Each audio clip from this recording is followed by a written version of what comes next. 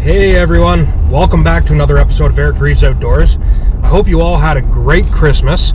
I apologize in advance for not posting before now. This is kind of a freak episode. Current time check, 5:06 p.m.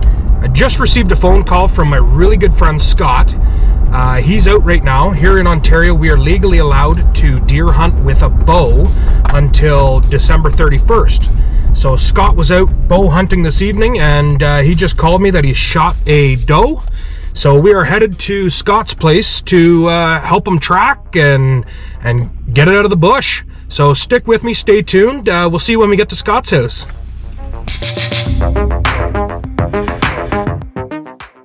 All right, guys. We're back. We're here at Scott's place. We got Scotty here. Scotty, say hi. Hey, how you doing, YouTube? So I'm going to set you guys down. Scott's going to give us a quick little story of what transpired this evening, and then we're going to head out and we're going to start tracking. It is pitch black dark outside right now, so I apologize in advance. We'll see how much film we can get, but we're going to film everything we can for you guys. So Scotty, if you wouldn't mind telling the viewers, tell them the brief story. So it's October, you're out bow hunting, right? Yep. Last few days. Or October, it's December. I'm sleeping. The last few days of bow hunting, sitting in the blind. All was pretty quiet till about 4:30, 4:50. See the first fawn come in. Then it's followed by 3 other doe. And I was able to take my pick. They're all in like 15, 20 yard range, and I hit one broadside, pretty good shot, when I went for the long shot, and hopefully it was a good hit. I believe it was. Found tufts of fur and blood, so that's a good start. So now we gotta show them what you're shooting with. So as I mentioned earlier in the video, guys, it is still bow season here in Ontario. So Scott's been out with a crossbow lately. Here's his pew what he's shooting with, and hopefully this just puts some meat on the ground. Yeah. Nothing too fancy. I've never actually heard much of this brand before. It's Parker Bushwhacker. It's 150 pound weight. We're shooting Laser 2 gold tip arrows. I don't know if you guys can see that or not. Or bolts, I should say, not arrows. You got there's one in there that actually doesn't have a broadhead. Yeah, I got it. Take that one. That's what we were using. Shooting fixed blades. Hopefully that just helped us and got some meat on the ground. All right, guys, there's the brief story. We're going to head out. We're going to start doing some tracking here. We'll try and film whatever we can, but like I said, I apologize in advance if it's too dark. But stick with us, stay tuned. We'll show you when we hopefully retrieve her. Take care. All right, guys. We're back. We're in the woods. Here's Scotty's little makeshift blind. This is where he was shooting from. It's kind of, can I take that flashlight? It's kind of tough to see, but just a little bucket to sit on. Pretty basic. Yeah, covered by some cedar branches, a little bit of burlap, little ground blind, homemade style. And his shot was roughly what, 15, 20 yards? I'm gonna say 20. Right in here. I know it's tough to tell, but it's a dead straight shot. Clean opening, very little for branches. We're gonna head in there and see what we can find. Stay tuned. Hey guys, we're back. A little bit of an update. It's about, what time is it right now, Scott? 6:30 p.m. So it's been about an hour and a half since the shot was made. We got on a good blood trail. We're here in the thick bush. We've tracked, I don't know, quite a ways now, but we come across these good piles, is really good sign, and then it drops off to just a couple of drops here and there. So our plan here now is, because we've tracked for quite a distance, we haven't found her yet, is we're going to give it another half hour, 40 minutes of tracking maybe. We just don't want to push this animal. If she is still alive and wounded, we would rather bed down and expire properly and safely and humanely rather than continuing to push this animal. But we're going to continue to track for another, like I said, another half hour, 40 minutes, and we'll see what we can find. If we get on her, you guys will get the update. If not, the plan is to back out, and we're going to try again probably first thing in the morning to see if we can get back on this trail. All right, guys, stick with me, stay tuned, and we'll give you an update when we either find the deer or we get back to the house. All right, take care. Hey everyone, Eric here. I'm back. We've got some terrible news for you guys. I apologize for the lighting. It is pitch black dark. Scott and I, we've tracked this deer for what, 2 hours now? Yeah. 2 hours? Yeah. It ended up jumping across a major road here into a county forest. So we followed our blood, tracked, and well, unfortunately I can't show you guys this for YouTube, but maybe just a quick one, and I'll blur it out or black it out. But can you show them out? But can you show them? Somebody has followed the tracks and stolen our deer. I'm trying so hard to refrain from using foul language, This is but insane. this is a crime. This is a crime. We've worked so hard, and somebody tracked our deer and gutted it. We've come across the gut pile and the blood, followed it. This is ridiculous. We're not 100% sure what we're going to do at this point. We might phone it in to the conservation officers. It's kind of silly because, can you put some light back on me again? When we were tracking and crossed it from Scott's property and it got to the road, there was a vehicle parked down the road with its four-ways on in this location that we now know of. But our deer, or Scott's deer, crossed the road, what'd you say, 50 yards? 80 yards, maybe? Yep. 50, call it 75 yards for the sake of conversation, up the road.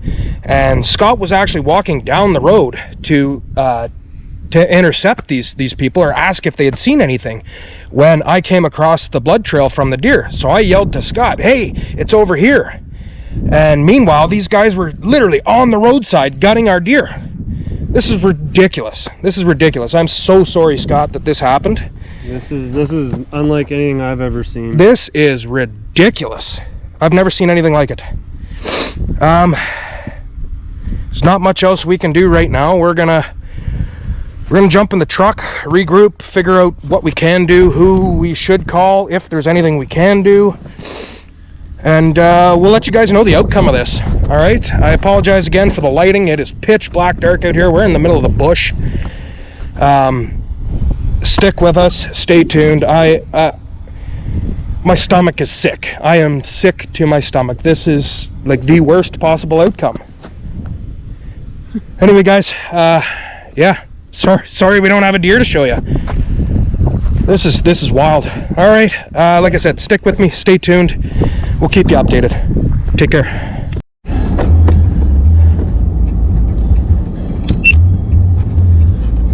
All right, everyone, we're back here in the truck. We've decided we're going to make the phone call. We're going to call the MNR, Ministry of Natural Resources for Ontario, and report this because that's wrong. It's 100% wrong. You don't do that. Anybody who has a heart for the outdoors, for a passion for hunting, you don't do that to somebody or another animal. My stomach is upside down about this. Scott is on the phone right now trying to get a hold of the MNR just so we can get an update of what can we do, because Scott legally has to report that he shot a deer, but we don't have anything to show for it. This is a first for the two of us. Never experienced anything like this. So yeah, nothing else to say at the moment. This sucks. This sucks. I feel so bad for Scott. I have no problem coming and helping any of my friends out to go and recover game when it's harvested legally, ethically, and to just be knocked down, wind right out of your sails like this is something else. So stick with me. We'll give you an update when we get some more information for you guys. All right, cheers. Pardon? What's the phone number you can be contacted at? 505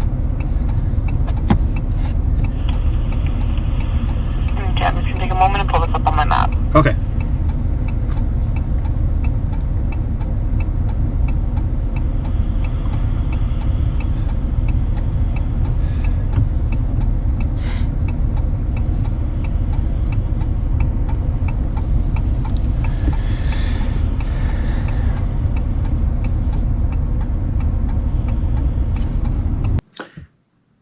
Hey guys, Eric back. I didn't film an outro last night. By the time we got back to Scott's house, and we were upset, and I went home and just wasn't in the mood to film an outro. So here we are. I'm gonna wrap up the rest of the video for you guys. So the last thing you seen was Scott was on the phone with the conservation, or with the MNR, talking to the dispatcher, and he gave the dispatcher all the information, the location of where this was, where we were located, time, all that. She asked for a phone number, and she was going to pass along all the information to a conservation officer, and told us that a conservation officer would be in touch with Scott.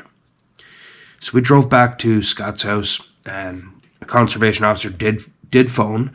Scott explained the whole situation to the officer, and through the conversation they determined it wasn't really worth it to dispatch an officer to the scene just to come and look at a pile of deer guts. So it's unfortunate. Like I said earlier in the video, I feel so bad for Scott. That's not something I would wish upon anybody, to have that kind of an ending to otherwise a pretty cool story. So I guess there's nothing else left to be said other than better luck next year.